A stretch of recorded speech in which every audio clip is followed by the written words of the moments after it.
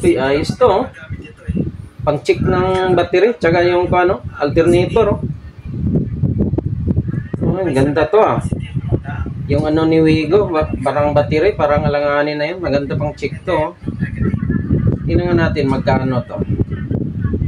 Uy, 117 lang. Bilhin nga, mapabili nga nito. So, ayan. Ayan, wait natin ha. So, ayan na guys. Dumating na yung order ko, yung battery tester, tsaka alternator tester. So, ayan, buksan natin to. Tignan natin ang laman nito. Ayan na siya, oh. Liit lang talaga, oh. Handy lang, handy.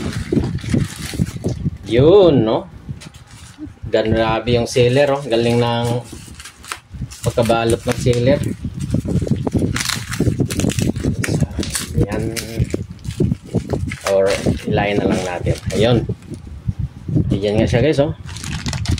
Wow, grabe. Ang liit lang.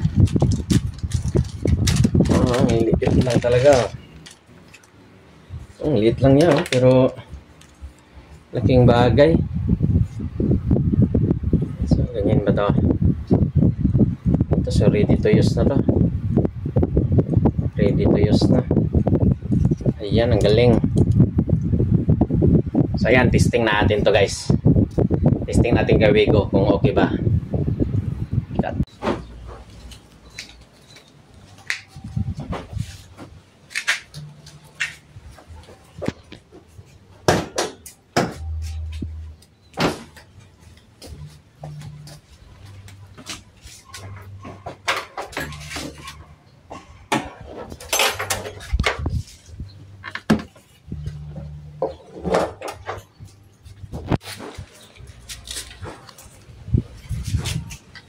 Ito guys, ito na yung battery. Ito kakal. So itong pula, lagay natin sa positive. Tapos itong itim sa negative. So ayan guys, nag-blink yung full tsaka mid. Ibig sabihin ay okay pa yung battery. Kaya para sa alternator, paandarin natin yung makina kung makita ba natin yung good.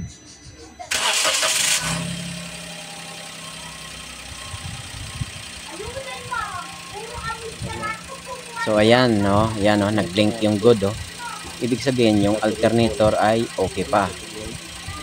Yan, no, ayos tong kuan na to, yung maliit na bagay na ito, laking tulong para maka-check sa ating mga sasakyan.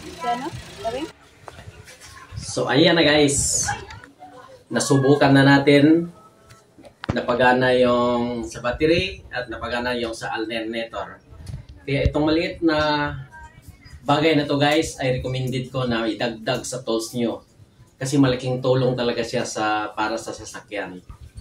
Kaya na guys, next product na naman tayo kung ano na naman yung makita kong product. What's up?